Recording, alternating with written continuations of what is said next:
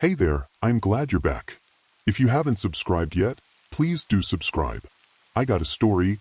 Days back I received some handwritten pages of a dying old man. Gotta share with you. Be comfortable, here I begin.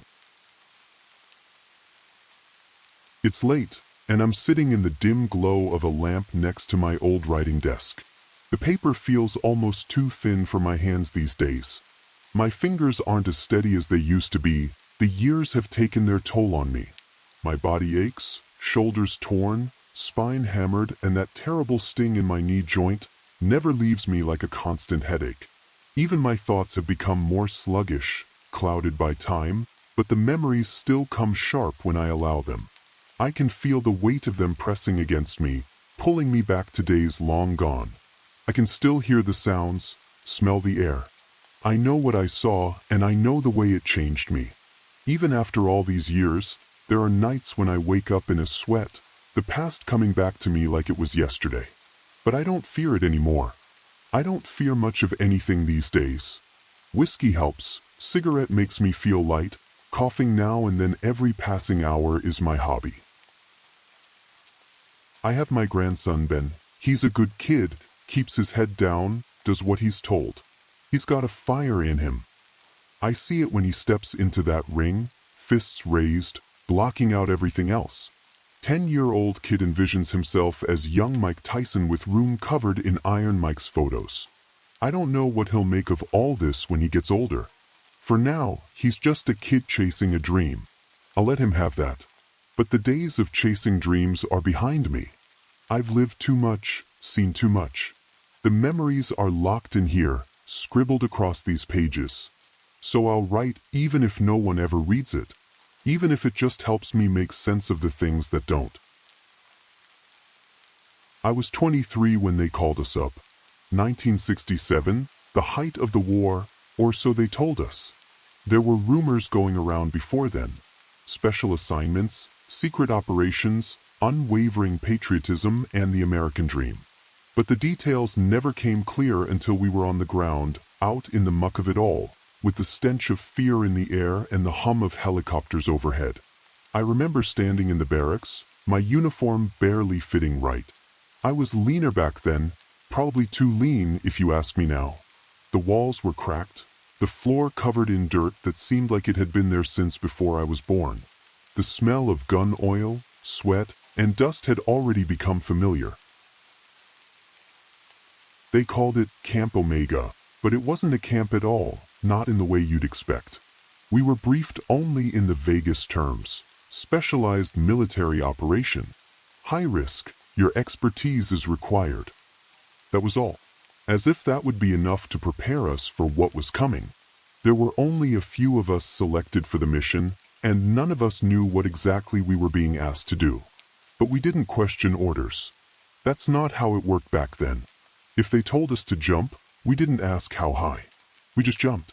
We were soldiers. We were trained for this. We boarded the plane that night, heading straight for the jungles of Vietnam. The heat, the humidity, the constant drone of insects. I thought I knew what I was in for. After all, we trained in tough conditions before. But nothing could have prepared us for what we would find. We boarded the plane that night, heading straight for the jungles of Vietnam. The heat, the humidity, the constant drone of insects. I thought I knew what I was in for. After all, we trained in tough conditions before. But nothing could have prepared us for what we would find. The first thing I remember when we arrived was how the landscape changed. 1 minute, you're flying over patches of green farmland, wide open spaces. Then, as you descend, the horizon closes in. It's as if the world itself swallows you whole. The trees, tall, endless, almost looked like they were closing in on us, suffocating the sky. The thick canopy above us was like a ceiling, holding everything in a strange kind of stillness. We touched down in the middle of nowhere, or so it seemed. There wasn't much to see, just thick jungle stretching out in every direction, the smell of earth and dampness in the air. The heat slapped you in the face like a heavy hand, the kind of heat that makes you wonder if you'll ever feel clean again. But the real disquiet didn't come from the heat. It was the silence. There were no birds, no sounds of life. The air was thick, choking. It's strange how quiet things can be in a place where everything seems to move. But that's the way it was. A quiet that screamed louder than any battle cry. Our first few days were spent trying to adjust. We moved quickly, setting up camp in the middle of this unfamiliar landscape. The mission was a blur. Officially, we were there to offer support, engage in reconnaissance, and protect local allies. But that wasn't the whole story, not by a long shot. What we weren't told, at least not at first, was what else was happening in the jungle. I'll never forget the first time I saw them, the subjects, as the higher-ups called them. We had just finished setting up our base when they brought them in. A group of prisoners. They'd been captured in the local villages, they said. Some were civilians, some were suspected Viet Cong. But they were all bound, handcuffed, shackled, dragged across the dirt like cattle. I could hear the murmurs of the soldiers around me, a few making jokes, others keeping their heads down. The prisoners didn't speak. They barely moved, their eyes wide, vacant. That was the first thing I noticed, the emptiness in their gaze. I'm no psychologist, but I'd seen enough to know when someone's mind had been broken. We were ordered to stand by as the military scientists set up their equipment. They told us to focus on our duties, to keep our distance, and above all, don't ask questions. But the questions kept piling up in my mind. What were they doing with these people? Why were they testing on them like this?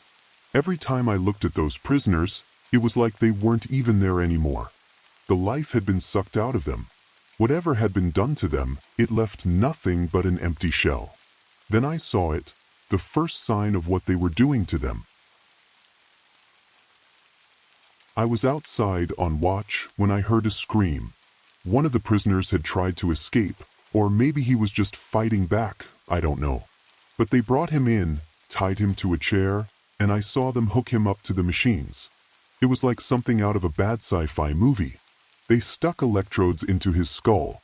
No anesthesia, no mercy. Just cold, sterile procedures. I watched from a distance, my stomach churning, my mind screaming at me to look away. But I didn't. The man's eyes started twitching, his body convulsing. They'd hooked him into some kind of apparatus, and it was controlling him, pulling at his muscles, making him move in ways that weren't natural. It was like watching a puppet being yanked by invisible strings. And that's when it hit me, what they were doing. They weren't just testing on these people. They were turning them into enhanced soldiers, brain dead, yet efficient in every way that a normal soldier isn't. No sense of morality, no questions. The goal was simple. Take human beings, strip away everything that made them who they were, and make them into something else. Soldiers who followed orders, without question, without thought. No fear, no hesitation, just obedience. But nothing could have prepared me for what I found when I stepped foot into Camp Omega.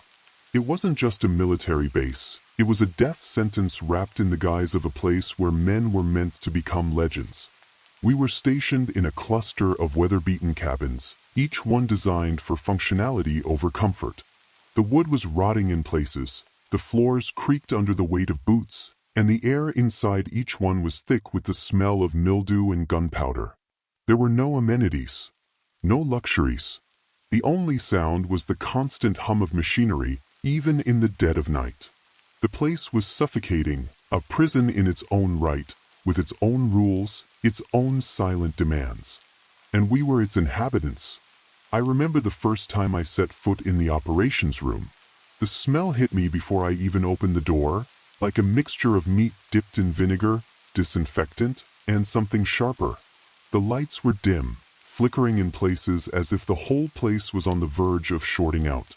The machinery hummed, a sound that never stopped, like a noisy ceiling fan. In the center of the room stood a large cylinder, standing upright and imposing like something out of a horror movie, like they are creating Frankensteins. Yes, that Frankenstein monster. It looked like something you'd see in a low-budget sci-fi film, metal, cold, covered in wires that snaked like veins, feeding into various machines that looked as if they belonged to a mad scientist. The cylinder was the heart of the operation, its purpose simple yet horrifying. It housed a special liquid, one that powered the bodies, kept them alive in their new, soulless form. It was my job to make sure the cylinder never dipped below a certain threshold. I don't know why I accepted the job. I wasn't in a position to refuse. But I never asked too many questions. It was my duty, and that was all that mattered. We were men, after all, crafting that big America that our future generations can be proud of. Boys nowadays, stupid, reckless, and irresponsible, they wouldn't even survive a dog attack. Let's not even mention war. If I stopped to think about it, I might have broken. Instead, I just kept going, kept doing the work they expected of me. Every day, I carried the thick, viscous liquid in large metal containers, moving it from one machine to the next, watching as the soldiers were hooked up to the cylinders, their bodies laid out on operating tables, their skin pale and stretched tight. I could still hear the screams sometimes, echoing through the walls of that room. I don't think the others ever really heard them. Or if they did, they'd learn to ignore them. I never got used to it. I remember the faces of the men I worked with. Friends, comrades, names I'll never forget, even if my memory has started to blur the edges. There was Charlie, a kid from Kentucky, who had that southern charm about him. He always cracked jokes, no matter how grim things got. He had a smile that was infectious, and even when things looked bleak, he could make you laugh.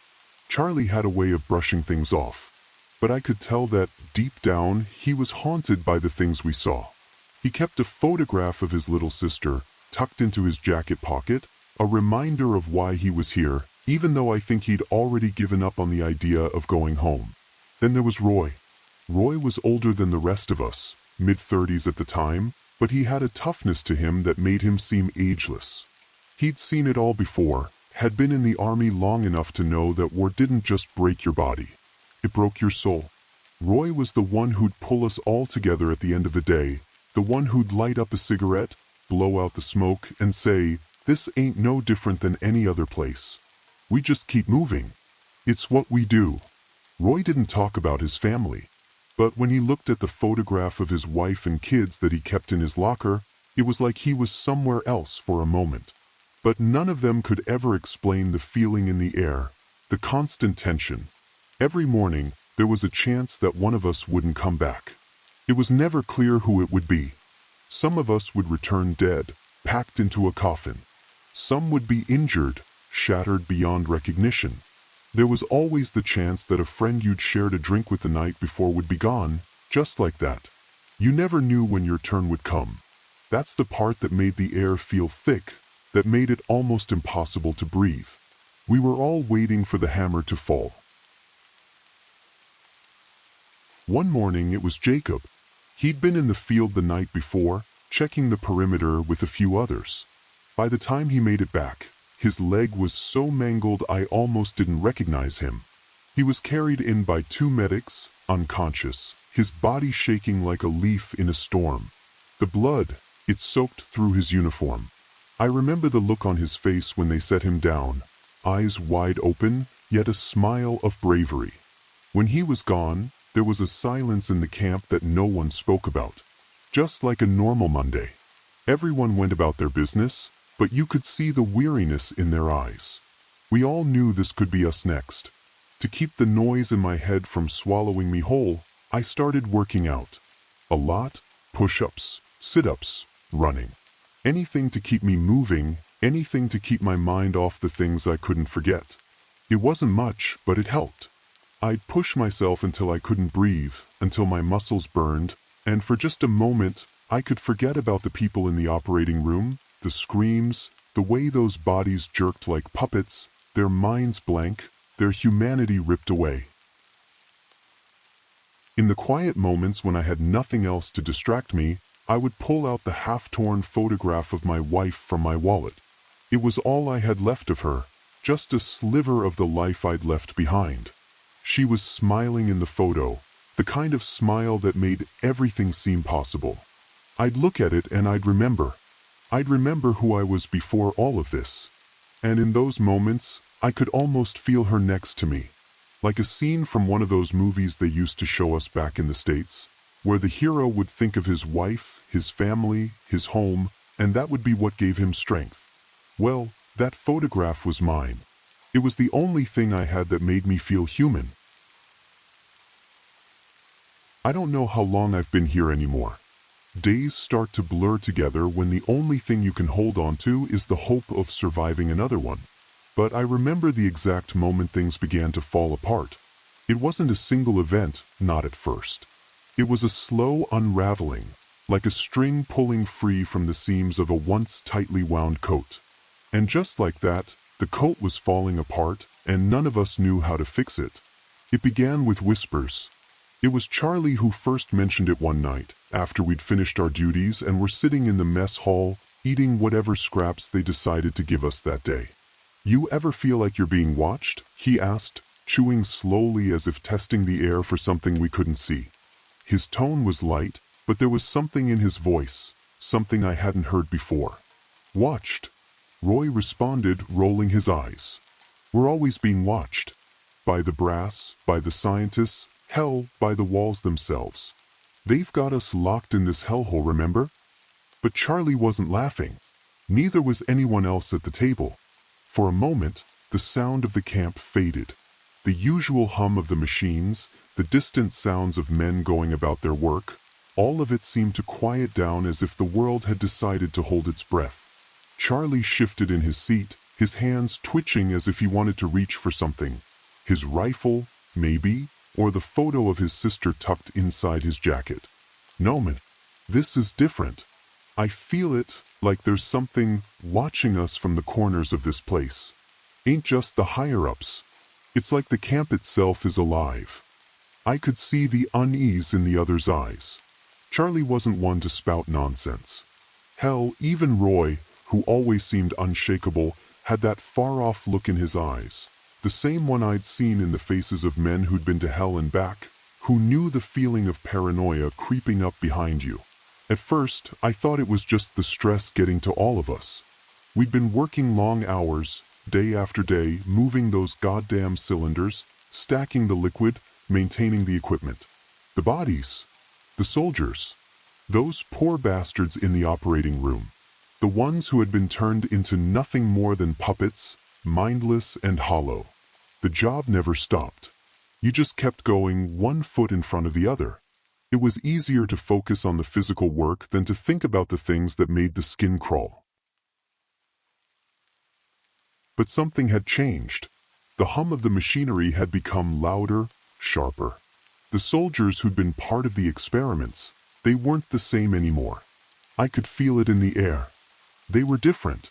Sometimes, when I passed them on my way to the worksite, they would stare at me, their eyes vacant. But there was something unsettling about the way they looked. Their movements had become stiff, jerky. Not like soldiers. Not like men. More like things. More like brain-dead men just waiting for their turn. The first incident came shortly after Charlie's warning. It was nothing major at first, just a soldier showing up with a wound that didn't make sense. It wasn't the usual injuries we saw, cuts from the jungle, shrapnel, burns from explosions. No, this was different. The skin on his arm was torn, but not in a way that a bullet would cause. It looked like someone or something had scratched him open, like claws had ripped through his flesh. The soldier, a kid named Jimmy from Iowa, said nothing when he was brought into the medical tent. He just stared ahead, vacant, his eyes distant, like he was looking at something we couldn't see. He didn't scream when they stitched him up. He didn't flinch when they gave him a shot of morphine. He just sat there, unblinking.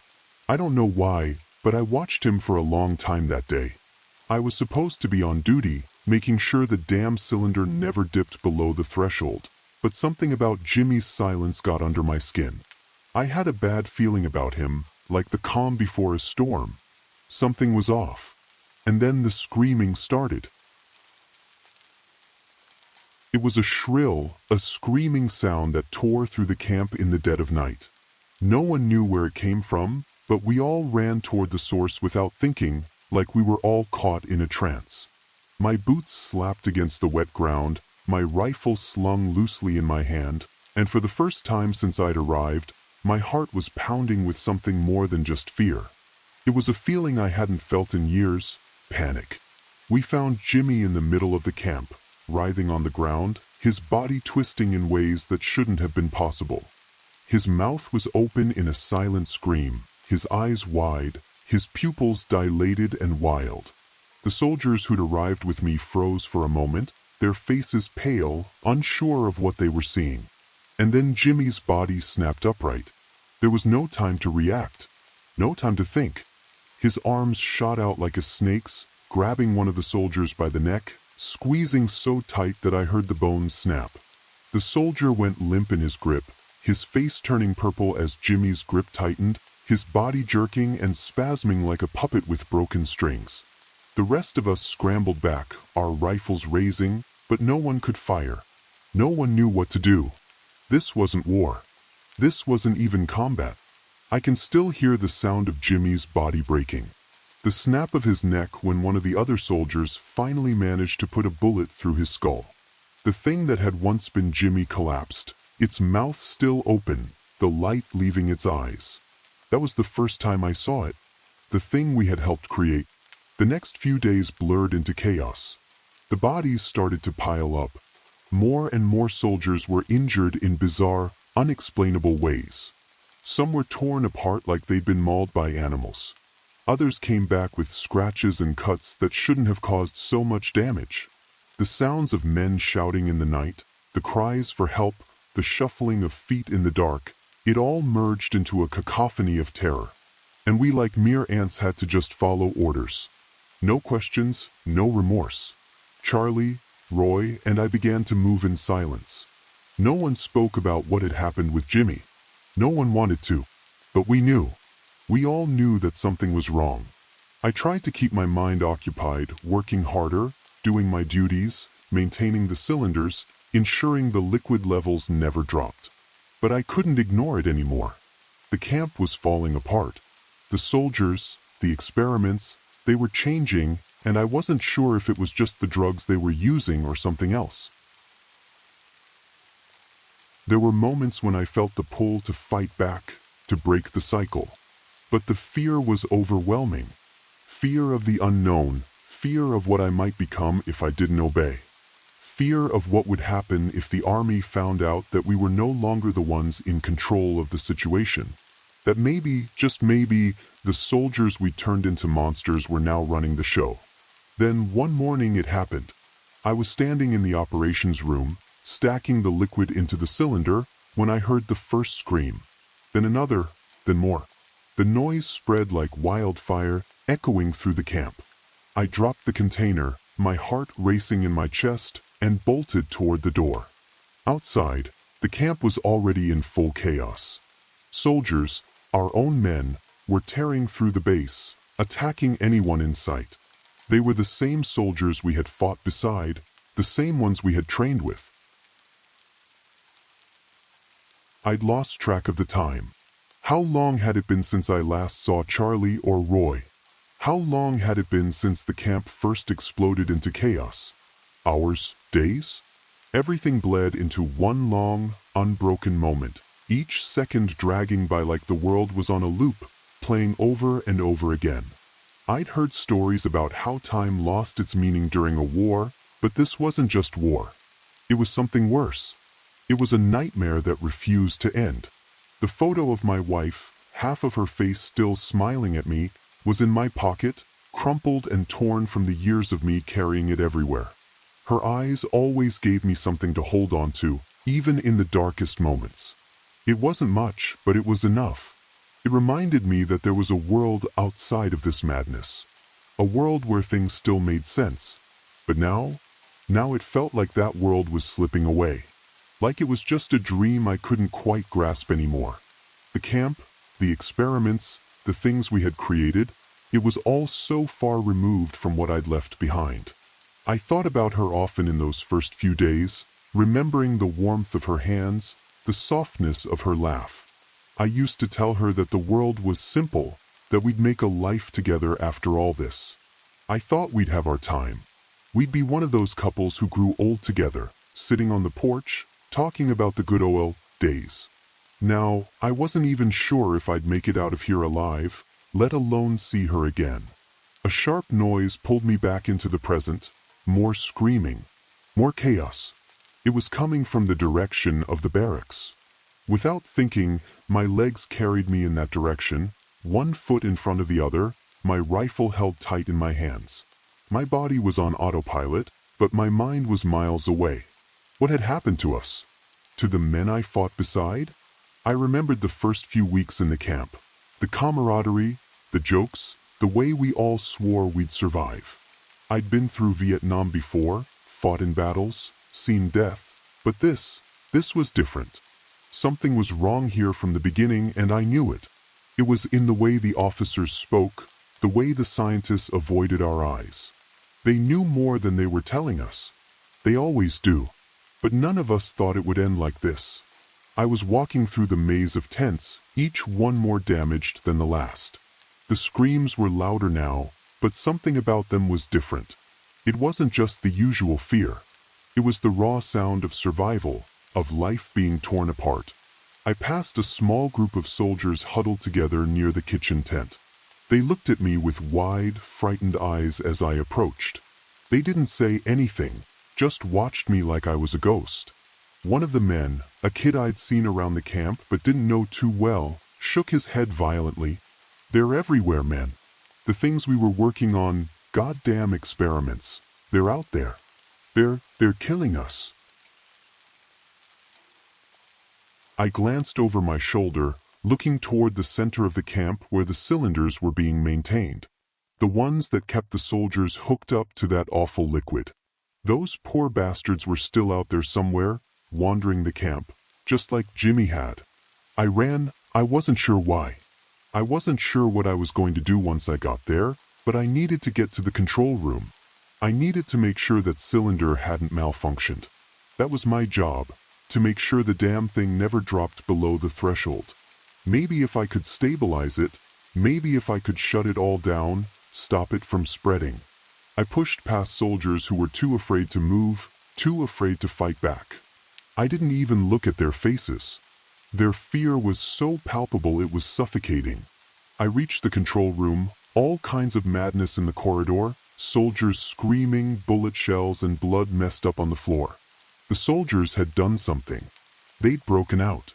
Maybe they were the ones who had freed themselves, or maybe the machines had finally gone rogue.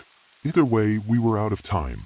I turned around just in time to see one of the soldiers I recognized, his uniform torn, his face a twisted mask of hunger, charging at me. There was no humanity left in him. Just empty eyes and a mouth that was gnashing. He was one of the experiments. One of the men who'd been given the liquid. One of the monsters we'd created. And now he was hunting me down like prey. I raised my rifle. My hands were shaking, but I fired. Hit its torso, then few more bullets to the chest. It wasn't enough. It wasn't enough to stop him. His body kept coming, like it was on autopilot, determined to take me with him into whatever hell he had returned from. I pulled the trigger again, in a mixture of frenzy and rage, and this time he fell. I don't remember exactly when I lost the ability to think straight. Maybe it was when I saw the first one of us, Jimmy, twist and snap like a puppet being yanked by invisible strings. Or maybe it was when I realized that I could no longer tell if I was fighting for survival or just going through the motions, as if my brain had shut down to protect me from the horror I was seeing. But something in me had snapped by the time I found myself running through the camp, dodging the grotesque, limping figures of soldiers who were no longer soldiers. Their eyes were empty, their mouths gaping, mouths that had once shouted orders, once cried out in pain, now only capable of one thing, hunger. Do you hear that? Roy's voice broke through the chaos, his voice shaking, but cutting through the panic in my head. I was sprinting beside him, Charlie just behind us, all of us desperate to find some way out. Our only chance was to get to the underground room, the one we had been told about in hushed voices, the one the officers never spoke of. The place where we might survive. But what was it we were trying to survive for? I couldn't bring myself to ask. At this point, survival seemed like an illusion. There was no escaping what we had done. There was no escaping the nightmare we had brought to life. "What do you mean?" I asked, not even sure if I wanted to hear the answer. We were making our way through a narrow corridor in the camp, toward the stairwell that led down to the secret rooms, the rooms buried deep under the ground. Roy's eyes were wide, frantic, like a man drowning in a sea of confusion and fear. "Listen," he said, his voice low but urgent. "There's something coming." The hall behind us was a blur of motion, dark figures stumbling through the smoke, limbs outstretched, eyes vacant. My heart beat like a drum in my chest, each step a frantic race away from something I couldn't outrun. My hands were shaking. Sweat stung my eyes, but I had to keep moving. We all did. We reached the stairwell that led underground. It wasn't a place most soldiers knew about. It wasn't something we were supposed to talk about. I had only heard whispers about it, rumors that the highest-ranking officers would use this place when the camp became too chaotic, when the horrors they were playing with became too much. Now it was our only chance. We descended into the darkness, the only light coming from the dull glow of our flashlights. "This place gives me the creeps," Charlie muttered, his voice barely above a whisper. He was gripping his rifle like a lifeline, but there was nothing calm about his face. We were all on edge. No one spoke for a moment. What could we say? The walls were cold to the touch, made of concrete that felt like it had been here for decades. The further we descended, the more the air seemed to grow thick, like it was saturated with the scent of rot and decay. We kept moving, faster now, until we reached the last door at the end of the hallway. It was old, rusted, and bolted shut. There was no sign on it, no warnings, just a deadbolt that looked like it hadn't been touched in years. I turned to Roy. "This is it, isn't it?" I asked, my voice hoarse. Roy didn't answer. He just gave a slow nod and turned his shoulder into the door. It gave way easily enough, groaning as the metal scraped against its frame. The first thing I noticed when we stepped inside was the smell. It hit me like a punch in the gut. It was the smell of death, of something far worse than decay. It was rancid, like flesh that had rotted away for years, the stench of humanity being corrupted beyond recognition. I gagged, my hand instinctively rising to cover my mouth, but nothing could stop the taste that rose in the back of my throat. The room was vast, far larger than I'd imagined. The floor was littered with piles of bodies, hundreds of them. Some were barely recognizable as human. They were twisted, contorted, as if they had been left to die in agony, their limbs bent in unnatural angles, their faces frozen in expressions of horror. I couldn't tell if some of them had once been soldiers, or if they were the victims of the experiments we had been so blindly participating in. I couldn't stop looking at them. It was like I was paralyzed by the sight, horrified, yes, but unable to look away. "What the hell happened here?" Charlie's voice cracked, barely above a whisper. His eyes were wide with disbelief, his face ashen. "These were people, weren't they?"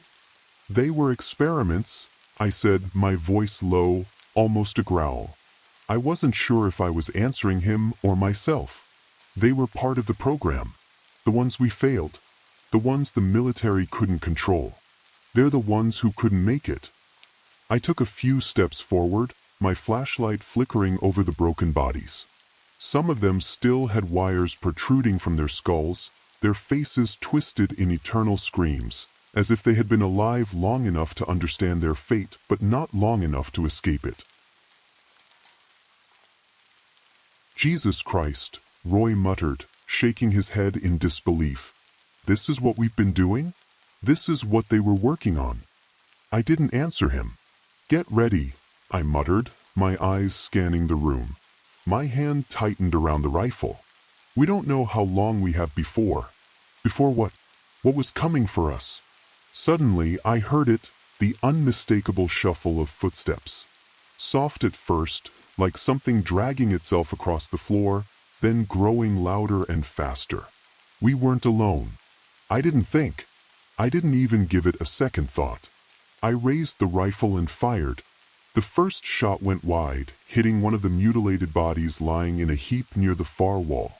The thing twitched, its body jerking unnaturally as if it was alive. My mind raced, but my hands acted on their own, the weapon slamming back in my arms as I kept pulling the trigger. The room was filled with the sound of gunfire, of the bodies twitching and jerking, some of them dragging themselves across the floor toward us. "Back up!" I screamed, pulling Charlie and Roy toward the other end of the room. We needed to get out now. The door we had come through slammed shut. I turned, my heart dropping into my stomach like as if a fucking gun was being pointed to my head. At point-blank range. There was no way out. We were trapped in this godforsaken hole, surrounded by the twisted remains of the experiments we had helped create. Before I could even think, the wall in front of us exploded. There was no warning, no sign, just an eruption of concrete and metal, splinters flying in every direction. And then I saw it. The creature that came through the wreckage was impossibly large, easily 8 feet tall, its body grotesque and bulging with unnatural muscle. Its skin was gray, stretched too tightly over its skeletal frame, and covered in torn patches of military gear that hung off it in shredded remnants. It was human once, at least it had been, but now it was something else. Something I couldn't quite understand. It moved with horrifying speed for something so massive. Its eyes, if they could even be called that, were nothing more than hollow sockets, filled with blood and fury, as if it was constantly fighting an invisible war inside its own head. And then it snarled. "Run!" I shouted, but there was no time. No time to think. No time to react. Charlie didn't wait. He was already moving, pulling the grenade from his. Didn't hesitate, didn't give us time to stop him. Without a second thought, he pulled the pin, and with a grunt of effort, threw it straight at the monster. The explosion hit with a deafening roar. A flash of light so bright it burned my eyes. I thought for a moment we had done it, but the monster didn't fall. It didn't even slow down. Instead, it let out a growl, something primal and guttural, as it looked down at its own body, half of its chest shredded open, blackened blood oozing from the wounds. And then, with terrifying strength, it charged forward again, dragging itself with pure animalistic rage. Before I could react, it grabbed Charlie, one massive hand closing around his torso like a vice, lifting him off the ground as though he were a rag doll. "No!" I screamed, but it was already too late. Charlie didn't stand a chance. The monster squeezed harder, and there was a sickening crack, followed by the sound of Charlie's screams that echoed through the corridor, desperate and frantic. In that moment, Charlie wasn't just a soldier. We weren't just soldiers anymore. We were prey. We were nothing. The beast tore him apart, slamming his body against the ground like a rag doll, his limbs snapping under the pressure. It didn't stop. Charlie's cries fell silent as the monster tossed his lifeless body aside, a trail of blood staining the floor beneath it. Roy and I could only watch in horror, frozen in place, helpless. There was nothing left to do. Charlie was gone. "No, no, no, no." Roy's voice cracked, his face pale with shock. He stumbled back, his eyes wide with terror as he turned to me, gasping. "What the hell are we gonna do?" I didn't have an answer. I couldn't think. All I could hear was the deafening thud of my own heartbeat in my chest. The thing was coming toward us now, relentless, unstoppable. The first few steps were slow, like it was savoring the fear in the air. Before it surged forward, its eyes locked on us. "We have to move. Move, move," I shouted, grabbing Roy by the arm and dragging him down the hallway. We ran, no plan in mind, just a primal instinct to get as far away from the thing as possible. But the hallway stretched on, endless, as if the camp itself had turned into a maze of despair, trapping us with no way out. The sound of shuffling feet caught my attention, and I turned just in time to see them, hundreds of soldiers, or what used to be soldiers, emerging from the shadows. Their bodies were mangled, their movements jerky, like they were being controlled by some force beyond their control. Some of them still wore parts of their uniforms, while others were barely recognizable, their faces unrecognizable masses of blood and flesh. They weren't just dead. They were alive, but barely. They were the result of what we'd been a part of, the twisted experiments. "We're gonna die here, aren't we?" Roy whispered, his voice strained, barely audible above the chaos. "Shut up," I snapped, more out of reflex than anything else. My hands were shaking as I gripped my rifle tighter. "Keep moving. We can't stop." But we couldn't outrun them. The shuffling, the growls, the sickening sound of dead feet dragging against the concrete floor, it was all around us. The walls seemed to close in. I grabbed Roy by the arm again, my voice frantic. "Where's the exit? Where do we go?" His eyes were wide with panic. "I don't know." The sound of gunfire echoed across the facility, constant, relentless. It was almost as if the camp itself was being put to rest. We had barely made it past the central hall, but now, from where we crouched in the dark, we could see the military firing down on the undead, on us, without hesitation. Soldiers in armored towers above were firing at the corpses with no discernible pause. The moment they saw movement, they pulled the trigger. There was no distinction between the dead and the living. We were all just targets to them now. We looked over the concrete wall, eyes locked on the soldiers high above. Like they're hunting animals. I could feel my pulse in my throat. We're animals to them, Roy. They don't give a damn. We're just another mistake to clean up. From above, the military had set up makeshift barriers, armed guards in armored suits, firing indiscriminately at anything that moved, human, zombie, or otherwise. The camp was no longer a place of order. It was chaos. It was a killing field. "They won't stop," Roy said.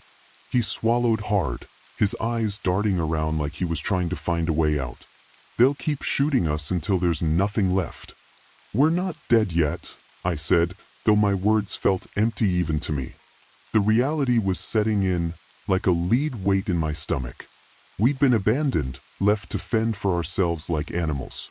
The whole facility was in a frenzy, soldiers scrambling to escape, the undead growing in number, the chaos spreading like an infection. Time flew by as we stood there defenseless. I looked at Roy, his face pale, his eyes hollow. We hadn't spoken much since Charlie's death, but I could see in his face the same thing I felt, hopelessness. We had been trapped in this nightmare long enough, but now it was starting to feel like it would never end. "How long do we have?" Roy asked, his voice hoarse. "Not long," I muttered, knowing the truth. I had no idea how long it had been since we first heard the gunfire, but hours had passed, hours of running, hiding, and desperately trying to survive. We had no food, no water, and what little ammunition we had was spent long ago. I pulled out the last snack bar from my pack, half a protein bar that had been crushed during our run. We were both starving, and even though it tasted like cardboard, it was the only thing we had left. Roy took half of it, his hands trembling as he chewed it slowly, his eyes never leaving the distant walls where the soldiers still fired. "What do we do now, man?" "We keep moving." I forced the words out, though it sounded hollow even to my own ears. "We find a way out of here, or we die trying." We sat there for a moment in silence, the only sound the distant pop of gunfire and the moans of the undead as they slowly wandered through the camp, their minds lost to whatever sickness had overtaken them. The walls, which once seemed to stand tall and invincible, now looked as fragile as paper. They were lined with barbed wire, patched-up barricades, and makeshift watchtowers, remnants of a place that had once been proud, but was now dying, consumed by its own horrors. The camp had looked so different before, back when we first arrived. The place had been bustling with activity, soldiers marching in formation, military trucks pulling in and out, the buzz of radios and commands being shouted over the loudspeakers. But now it was a graveyard, a place of death, decay, and madness. Dead bodies of soldiers and prisoners alike littered the ground, some with grotesque bites and torn limbs, others just still. And then there were the mosquitoes. A never-ending cloud of them, drawn to the carnage, swarming like they were feeding on something worse than blood. They bit at our skin, drawing blood, the tiny pinpricks of pain almost unnoticed in the midst of everything else. The air itself was full of them, a constant, irritating buzz that only added to the madness. "Do you remember how it used to be?" Roy asked quietly, staring at the ground. "Before all this. Before everything." I nodded, though it hurt to think about it. It was hard to remember the camp when it was still full of purpose, when we thought we were part of something bigger, something that mattered. We had trained for this, after all. We were supposed to be soldiers, proud, strong, and ready for whatever came. But none of us had been ready for this. "There's no way out, is there?" Roy asked. His voice was full of defeat. I didn't answer him right away. Instead, I just kept watching the walls, waiting for the next shot to ring out, waiting for the next undead to appear.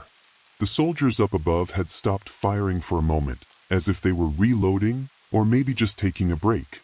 I could hear the faint sounds of footsteps in the distance, the shuffle of the dead still wandering aimlessly through the camp. "No," I finally said, my voice rough. "There's no way out. Not anymore." Roy shifted beside me, leaning back against the concrete. His eyes had lost their spark, and for a moment, I almost forgot he was still the same kid who had trained beside me all those years ago. His face was gaunt, his hands shaking. "Then we just wait?" he asked quietly, glancing at the wreckage of the camp. I shook my head. "We don't wait. We move. We find something to fight with, anything. We do what we have to do." The snack bar was gone now. It didn't matter. The hunger wasn't the worst part of this place. It was the emptiness, the hopelessness, the sense that no matter how much we ran, no matter how hard we fought, we would never escape. We were already dead, just waiting for our bodies to catch up to our souls. And then, in the distance, we saw them. Hundreds of the undead, pouring through the broken gates, a tidal wave of corpses, each one dragging itself forward, driven by some primal instinct.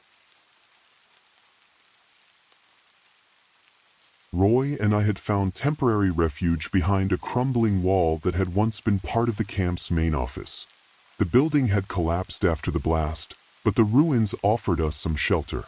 We sat there, silent, exhausted, our backs against the jagged remnants of the structure, trying to keep out of sight. We knew we were running out of time. It had been hours since we last saw any soldiers, but that didn't mean we were safe. The gunfire had stopped, replaced by an eerie quiet that only made the atmosphere more suffocating. The military might have thought the undead had been cleared, but we both knew better. "Do you think they're gone?" Roy whispered, his eyes scanning the horizon. His voice was full of uncertainty, like he was trying to convince himself more than me. "They'll never be gone," I muttered, my eyes glued to the broken fence that separated us from the heart of the camp. But I had to admit to myself I was feeling it too. The hopelessness, the fatigue, the constant dread. It had been days since the outbreak started. We were down to the bare minimum, and the dead just kept multiplying. Suddenly, Roy stiffened. He grabbed my arm hard enough to bruise. "Do you hear that?" he asked, voice barely audible. I strained my ears. At first, there was nothing. Then a faint, almost indistinguishable sound, footsteps that I knew immediately it wasn't one of the dead.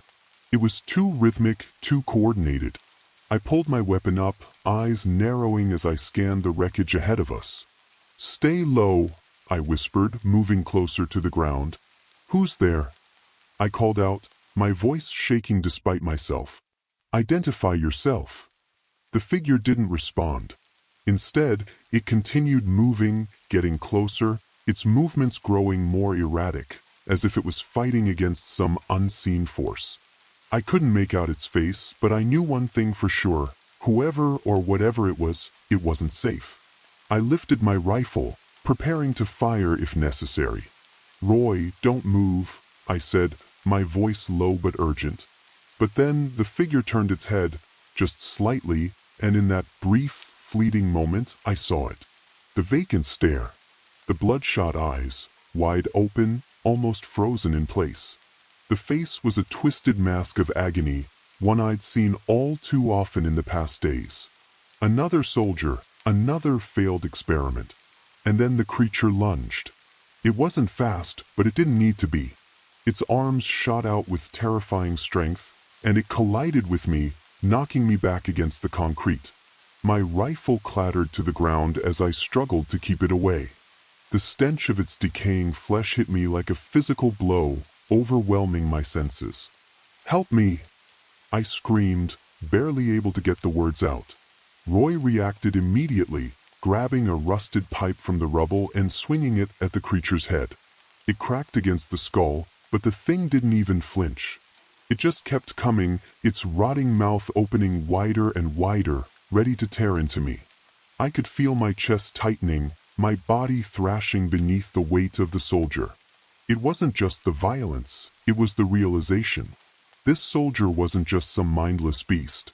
This was a man, a father, a husband, a soldier like us, who had been torn apart by whatever sick experiments the military had been running. I looked closer and the thought hit me like a punch to the gut. This was Sergeant Douglas Hayes. I remembered him. He was a part of our unit when we first arrived in Vietnam. He had a family back home, 3 kids, a wife named Ellie. I had seen pictures of them in his wallet. His little girls, laughing in the sun. His son, all grins in his Little League uniform. I remembered how proud he was of his family, how he always talked about getting out of the army and going back to the States. He never wanted to be here, but he had been. We had laughed about it at the time, joking about getting out of this hellhole one day. We all dreamed of the same thing. But this wasn't the way any of us had imagined it. Now, Hayes wasn't a soldier anymore. His eyes were empty, his body a grotesque mockery of the man he used to be. "No!" I shouted, my heart slamming against my chest. I didn't know if I was yelling for him or for myself. It was hard to tell. Come on, man, fight it. But there was nothing left of Douglas Hayes in that body. The military had erased him, wiped him out completely, turning him into something monstrous. I had no choice. With one last burst of strength, I shoved him off me, managing to grab my rifle again and fire a single shot into his chest. It was the only mercy I could give him. Hayes stumbled back, his body jerking, the hollow, mangled expression on his face never changing. He collapsed, finally falling still at my feet, and I could feel my hands shaking as I looked down at what was once a man, my comrade, a father, a husband, who had been destroyed by the very people we were supposed to trust. For a long moment, I lay there, breathless, my body shaking, the stench of his decaying flesh in the air. Roy was standing a few feet away, panting, his face pale with fear. "I couldn't do it, man," Roy muttered. "I couldn't kill him." "We didn't kill him, Roy," I said, my voice rough. "We didn't. The military did this to him. We didn't have a choice." A silence fell between us as the sound of more moaning reached our ears. The realization of what had just happened hit me hard, but I knew I had to keep moving. We sat there for a long while, Roy and I, beside Hayes's body. The silence in the air felt oppressive, like the world had already given up on us. We had no food, no water, and no ammunition to speak of. Our options were few, but what good was planning an escape when it felt like the entire world was collapsing in on us? We had nowhere to go, no safe haven. The military, if they even still existed as a cohesive force, would likely have bombed the place to hell by now. We were expendable. "I don't know how much longer we can keep going, man," Roy muttered, looking at Hayes's body. His voice was thin, strained, like he was barely holding himself together. "We're running out of everything. We're already dead, you know." I didn't have an answer for him. I couldn't lie to him. We both knew the truth. Every moment we wasted here was a moment closer to the inevitable. Our ammo was nearly spent, and all we had left was the hope that somehow, someway, we might find a way out. But deep down, I knew there was no escape. We were trapped. I pulled out the cigarette I found on Hayes, half-burnt and almost forgotten beneath his body. It was the last thing I could do, smoke the cigarette, just to feel something, anything, that resembled normality. I lit it, inhaling deeply. The taste of it was bitter, but it was better than the air, thick with the stench of decay and the ever-present rotting corpses around us. Roy followed suit, lighting up his own cigarette in silence. The sharp crackle of the flame was the only sound for a few moments as we each lost ourselves in the smoke, trying to forget for just a second. I took another drag and held it, my thoughts spiraling back home, to the place where my wife was waiting for me before all of this. She'd been everything to me, my constant. I'd carry her photo with me through the years. It was a half-torn, weathered picture of her smiling, taken just before I left for Vietnam. I hadn't realized back then that it would be the last time I saw her, that I would never hold her again. The thought of her smile, the feel of her touch, it made my heart ache. I dug into my jacket pocket and pulled out the photo, smoothing it out as best I could. The creases from being folded and carried for years seemed even deeper now. Her face had faded a little, but not her eyes. I could still see the light in them. I closed my eyes for a moment, allowing the memories to flood my mind, the warmth of her hand in mine, the smell of her perfume. Roy took a long drag from his cigarette, then glanced over at me, his gaze steady but distant. He had been with me through this nightmare, but I couldn't help but feel something was off. He was shaking, just slightly, but it was there. His hand trembled, the cigarette hanging loosely between his fingers. He looked more like a man who had seen something break inside himself. "You all right?" I asked, my voice low but sharp. I'd known Roy long enough to recognize when something was off. He didn't answer immediately, just stared at the ground, his brow furrowed in concentration, as if trying to will the world into some form of normalcy. "I don't know, man," he muttered finally. "I'm starting to feel wrong. Like I'm losing myself, you know?" His voice was cracked, vulnerable, and I could tell he was holding something back. I squinted at him, my mind racing. "What do you mean, wrong?" Roy looked up at me, his face pale, eyes wild. For a moment, I saw something in them that made my blood run cold. There was a tremor in his hands now, a faint, almost imperceptible shake that was becoming harder to hide. His breath was ragged, shallow. "I don't know," he stopped, swallowing hard. "I don't feel right. I don't feel like me anymore. Something's changing inside of me." I frowned, my instincts kicking in. The last time I'd seen someone behave like this, it was right before they started showing signs of the infection. My heart skipped a beat. "Roy, did you?" I pulled out my gun, pointing it at him. He flinched, his face turning pale, his pupils dilating. He stumbled backward, his voice rising in panic. "No, I swear, I'm not." His hands raised in a desperate gesture, but I could see it in his eyes. The fear, the realization. I didn't wait. My finger tightened on the trigger. "Get the hell back, Roy!" I shouted, my voice cracking. My mind was running through everything, every possible scenario, every consequence, but there was no time to think. Roy stumbled forward again, but this time I saw the change. His skin was paler, his movements jerky, unnatural. It was happening. He was turning. I fired. I had to. There was nothing left. I wanted to give him an honorable death. The bullet hit him in the shoulder, knocking him to the ground with a grunt. His expression twisted, his eyes filled with confusion and pain, but there was something else too, a madness. He screamed, his mouth opening wide, and then, with a desperate, animalistic lunge, he came at me. I barely had time to react. I rolled to the side, narrowly avoiding the deadly bite. But in the process, I lost my footing, and Roy fell hard against the stone beside Sergeant Hayes's body. His head hit the stone with a sickening crack. For a moment, I just lay there, my breath coming in short gasps, watching as the life drained from his eyes. His body twitched, but I didn't care anymore. The reality of the situation sank in. I had killed him, my best friend, the last person left who had been through this hell with me. I could barely move. My limbs were heavy, my mind clouded with a strange numbness. I stayed there, staring at Roy's dead body, unable to bring myself to look away. And then I blacked out. When I opened my eyes, I wasn't in the camp anymore.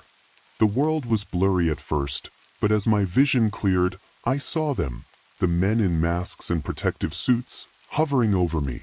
They were checking my pulse, my vitals, muttering to each other in an unintelligible language I couldn't understand. Panic seized me. I tried to sit up, but I felt an overwhelming weakness in my body. It was like I couldn't quite control my own movements, like the air around me was too thick to breathe through. My chest was tight, my head swimming. One of the men noticed me stirring, and he held up a syringe. Before I could react, he injected something into my arm, and almost immediately, I felt my body relax. Too much.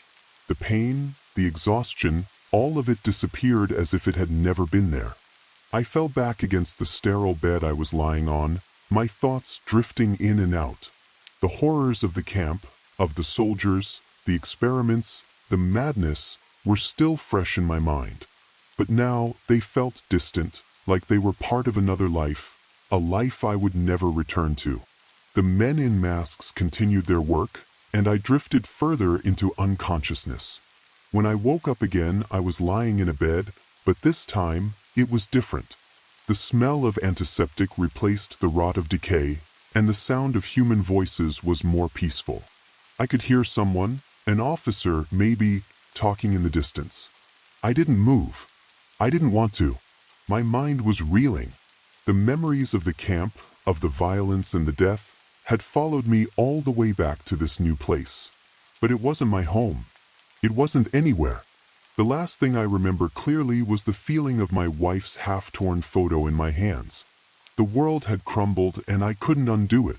In the weeks that followed, they told me I was a survivor, a test subject who had made it out of the nightmare. But the truth was, I was just a broken man. The world I had known was gone.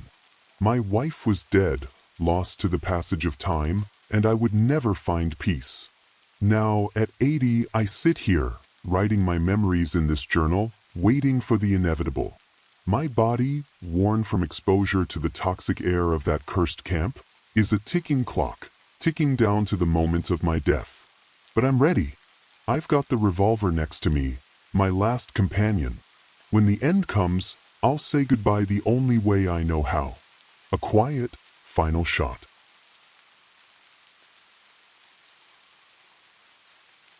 If you love the story, do subscribe to my channel. It motivates me to bring more such horror stories, forgotten, untold, and classified. Thank you very much.